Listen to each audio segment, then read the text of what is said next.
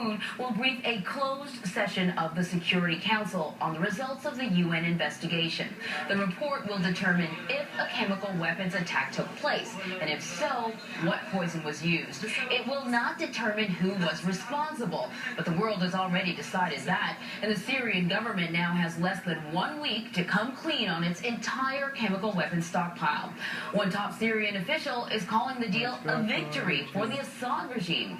CBS's Marley Hall reports. In an interview on British TV, Syria's information minister said his country will comply with an international deal to get rid of its chemical weapons. He says his country will honor an agreement brokered by the United States and Russia once it's approved by the United Nations Security Council.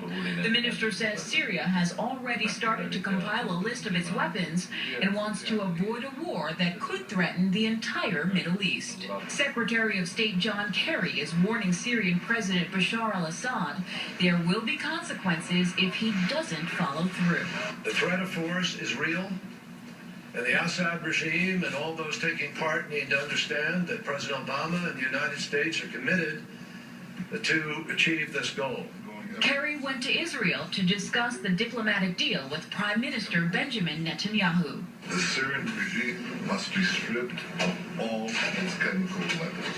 Under the plan, Syria will provide an inventory of its chemical arsenal within 1 week and hand over all of its weapons by the first half of 2014. The agreement came together after the United States threatened a military strike in response to an alleged chemical attack near Damascus that killed more than 1,400 people.